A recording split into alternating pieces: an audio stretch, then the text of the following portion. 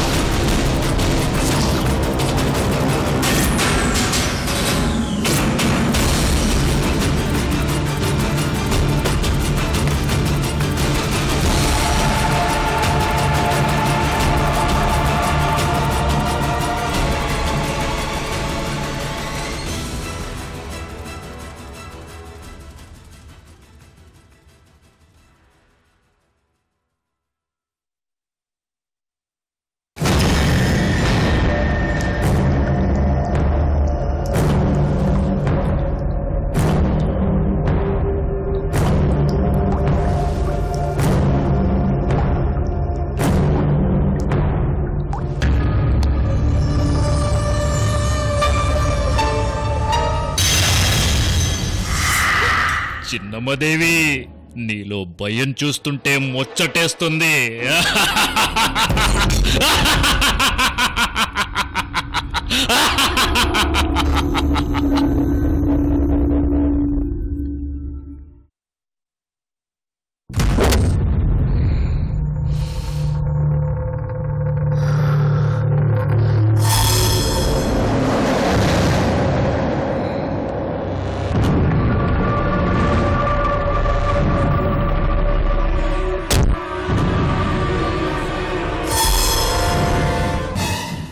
వెళ్ళు వెళ్ళు చిన్నమ్మదేవి, ఈ రాత్రికే నీకు నాకు శోభనం.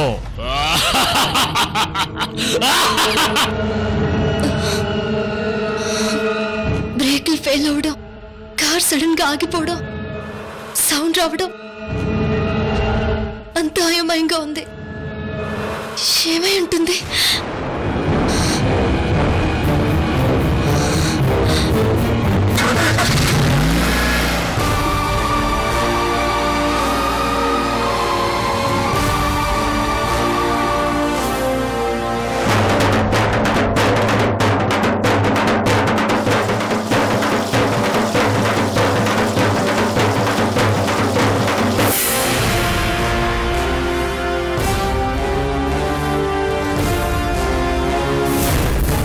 దీక్షితులు గారు, చిన్నమ్మదేవిగా పూజలు అందుకుంటున్నది నా కోడలు కృష్ణవేణినా?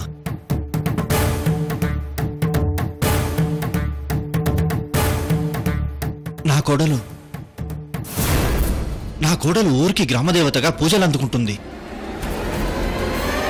నమ్మశక్యంగా లేదు దీక్షితులు గారు, కళ్ళు బయలు కమ్మాయి.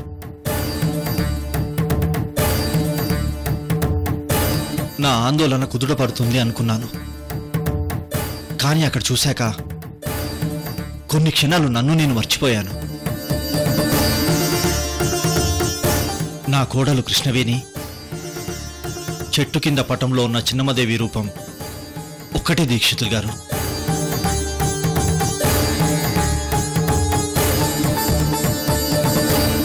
మేమున్న చోటికి ఆ చెట్టుకి మధ్య దూరం 50 కిలోమీటర్లు. ఏ రోజు కూడా మేము అక్కడికి వెళ్ళి చూడ్డం కానీ పేపర్లో చూడ్డం కానీ జరగలేదు. Oh my God! దీక్షితులు గారు, మీరు నన్ను అక్కడికి పంపించారు అంటే మీ మనసులో ఏదో ఉద్దేశం పెట్టుకునే పంపించుంటారు. సృజన్ గారు, మీ కోడలు కృష్ణవేణి కారణజన్మురాలు.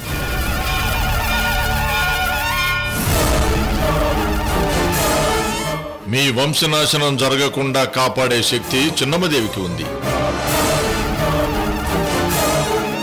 ఆ చిన్నమ్మదేవికి మీ కోడలు కృష్ణవేణికి మధ్య సంబంధం ఏమిటన్నది నేను చెప్పటం కాదు, భవిష్యత్తులో అంతా మీకే తెలుస్తుంది. ఏది ఎప్పుడు జరగాలో అది ఖచ్చితంగా జరుగుతుంది. మీ ప్రయత్నాన్ని మీరు ఆపకండి. ఈరోజు అమావాస్య, సూర్యాస్తమానికి ముందే చండీ యాగం చెయ్యాలి. ఆ యాగం ఎక్కడ చేయాలి, ఎప్పుడు చేయాలి అన్నది నేను మీకంతా చెబుతాను. మీరు చేయాల్సింది ఒక్కటే, అమ్మవారి విగ్రహాన్ని ఎలాగైనా తిరిగి తీసుకురండి. ఆ విగ్రహాన్ని కనుక మీరు సంపాదించలేకపోతే మీ వంశనాశనం తప్పదు. ఈ అమావాస్య ఘడియలు మీకు గడ్డుకాలం సృజన్ గారు. శత్రువు శక్తి సంపన్నుడు అవడానికి ఈ అమావాస్య కలిసొచ్చింది. సమయం లేదు, విగ్రహం ఎక్కడుందో కనుక్కోండి, లేకపోతే ఏ ఒక్కరూ కూడా మీ వంశంలో మిగలరు. గుర్తుపెట్టుకోండి. అంతా అమ్మవారి మీద భారం వేసి వెళ్ళండి.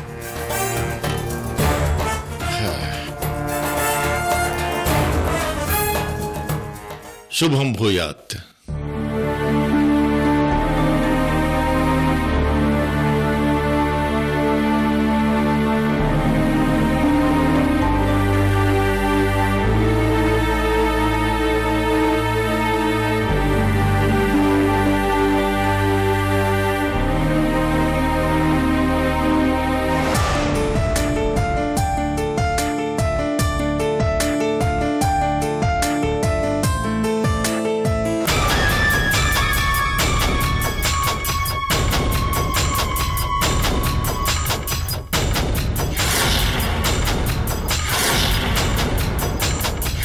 అయ్యో, చిన్నమ్మదేవి చరిత్ర పుస్తకం మర్చిపోయానే.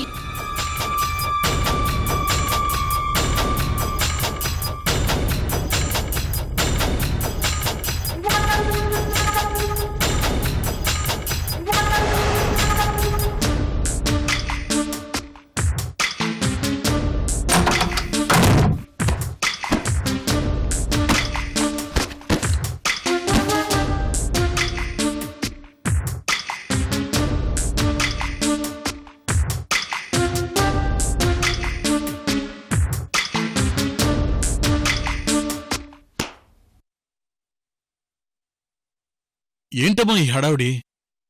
ఎక్కడికి బయలుదేరావు? డాడీ, నేను అర్జెంటుగా కృష్ణవేణిని కలవాలి. ఏమైందమ్మా? డాడీ, ముంబై దర్గా బాబా చెప్పింది అంతా నిజం. గత జన్మ ప్రభావం వల్లే నేను సిక్కయ్యాను. దానికి కారణం కాలముఖ రుద్రుడు. కాలముద్రుడెవరమ్మా? నన్ను అదృశ్య రూపంలో వేధించిన రాక్షసుడు డాడీ. మరి మనోజన్నం? ఆ మనోజే కాలముఖ రుద్రుడు డాడీ. మరి అంత క్లారిటీగా నువ్వు ఎలా చెప్పగలుగుతున్నావమ్మా? కృష్ణవేణి గారి ఇంటికి వెళ్ళినప్పుడు చిన్నమ్మదేవి చరిత్ర పుస్తకం దొరికితే చదివాను డాడీ. చిన్నమ్మదేవినా? గత జన్మలో చిన్నమ్మదేవి కృష్ణవేణి. గత జన్మలో రూపాదేవైన నేను ఇప్పుడు ప్రజ్ఞాదేవిగా పుట్టాను. నాకేం అర్థం కావట్లేదమ్మా. డాడీ, నేను తిరిగి వచ్చాక మీకు అన్ని వివరంగా చెప్తాను. అక్కడ కృష్ణవేణి గారు ప్రమాదంలో ఉన్నారు డాడీ. ఫోన్ చేసి చెప్పొచ్చు కదా, జాగ్రత్తగా ఉంటుంది. చేశాను డాడీ, కానీ నేను వెళ్ళి చెప్పాలి. చాలా ఇంపార్టెంట్ డాడీ.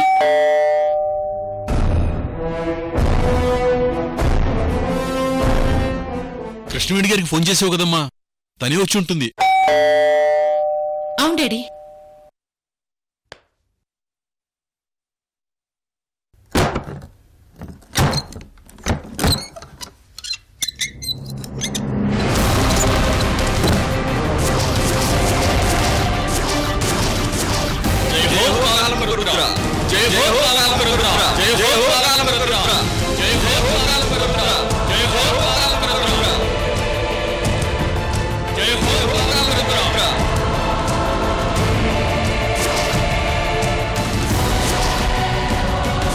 రై, ఎవర్రా మీరు? రేయ్, రాస్కల్స్!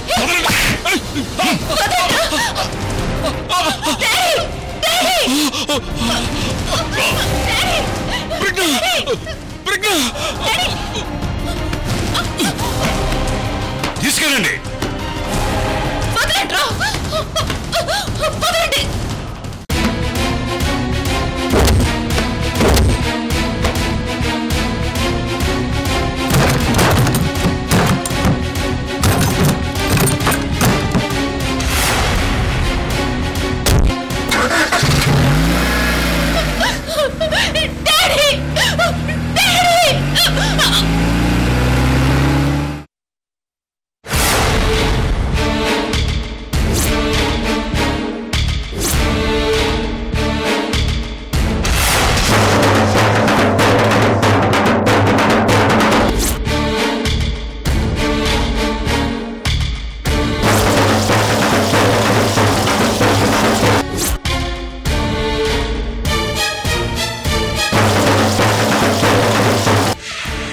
ఏంటండి మీరు చెప్పేది?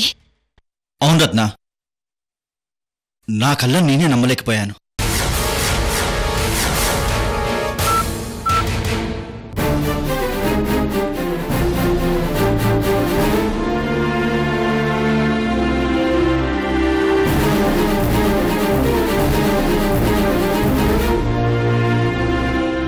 ఆ చిన్నమ్మదేవి మన కోడల్లాగే ఉంది కదా సృజన్. గ్రామదేవత అని పూజలు చేస్తున్నారు, కులదేవత అని అభిషేకాలు చేస్తున్నారు. కొన్ని గంటల పాటు నన్ను నేను సంధానించుకోలేకపోయాను రత్న.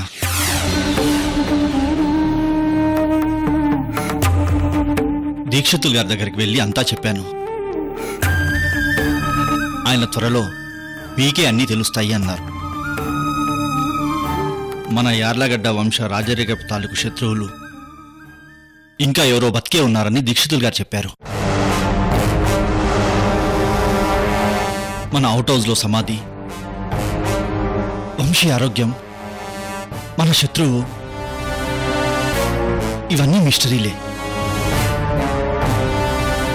ఇప్పుడు కొత్తగా మన కోడలు గ్రామదేవత చిన్నమ్మదేవిగా పూజలు అందుకోవడం అదో మిస్టరీ. అసలు తనలాగా ఒక గ్రామదేవత ఉందని కృష్ణవేణికి తెలుసా? ఆ విషయమే నేను కృష్ణవేణిని అడగాలనుకుంటున్నాను రత్న. సృజన్, మొత్తానికి దీక్షితులు గారు చెప్పినట్టు సంక్రాంతి వెళ్ళాకొచ్చే అమావాస్య మన వంశానికి ఒక పీడకల.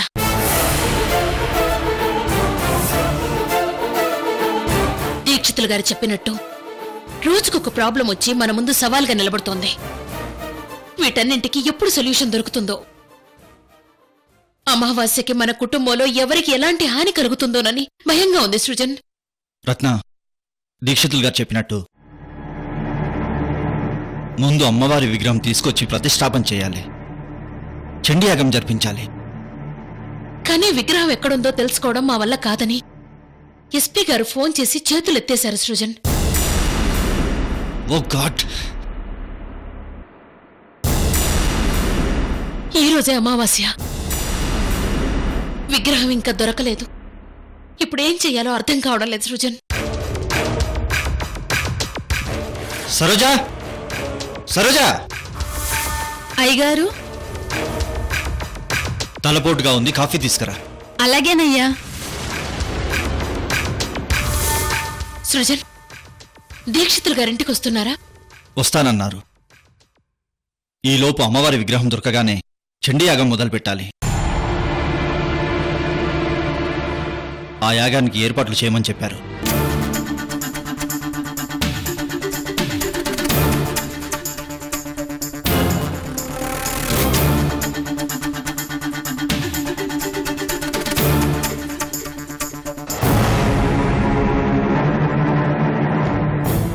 రత్నప్రభ గారు, విగ్రహం దొరికిందా?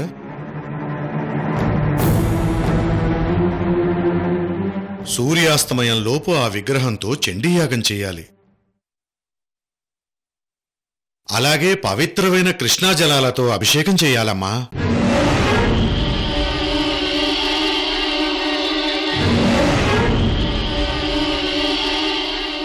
కనకదుర్గమ్మ పాదాల నుంచి పారే కృష్ణాజలాల అభిషేకంతో అమ్మవారి విగ్రహంలో 1000 సూర్యుల శక్తి ఉద్భవిస్తుంది.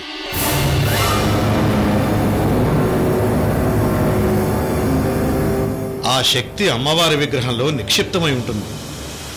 మీ మీద పగబట్టిన శత్రువును చంపగల పాశుపతాస్త్రం అమ్మవారి విగ్రహమేనమ్మా. సూర్యాస్తమయంలోపు ఆ విగ్రహాన్ని తీసుకురాగలిగితే యజ్ఞం సఫలమవుతుంది.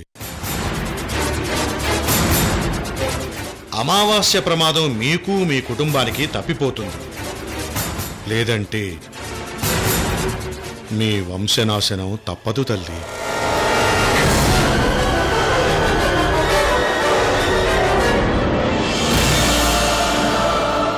దీక్షితులు గారు, పోయిన విగ్రహాన్ని ఎక్కడి నుంచి తేగలం? మరి ఎలాగమ్మా? దీక్షితులు గారు, సమస్య ఎంత పెద్దదైనా పరిష్కారం ఉండనే ఉంటుంది. మీకు తెలియంది కాదు. నిజమే. కానీ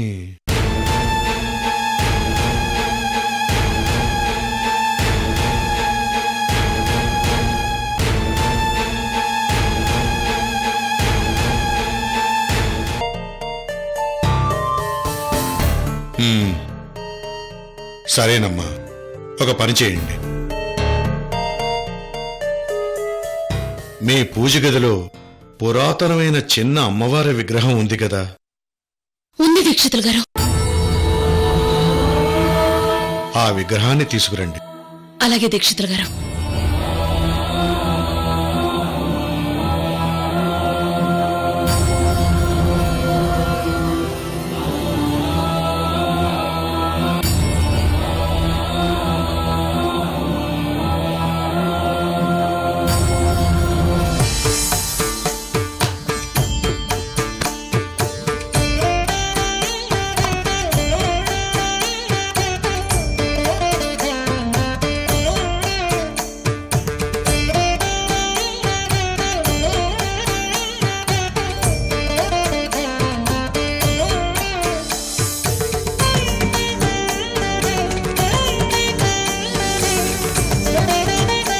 మీరు ఈ చిన్న అమ్మవారి విగ్రహం తీసుకుని చిన్నమ్మదేవి చెట్టు దగ్గరికి వెళ్ళండి.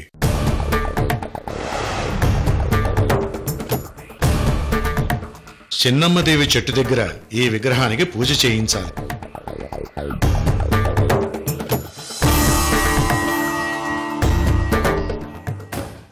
ఆ చిన్నమ్మదేవి మార్గం చూపిస్తుంది.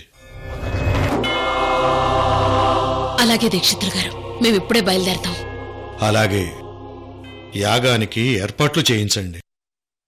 విగ్రహం దొరుకుతుందో లేదో తెలియనప్పుడు యాగం ఏర్పాట్లు చేయమంటారా? విగ్రహం చివరి నిమిషం వరకు దొరుకుతుందనే నమ్మకంతోనే యాగం చేద్దాం సురజన్ గారు. అలాగే దీక్షితులు గారు. సూర్యాస్తమయంలోపు విగ్రహ ప్రతిష్ఠ జరిగిపోవాలి. అంతా అమ్మవారి దయ.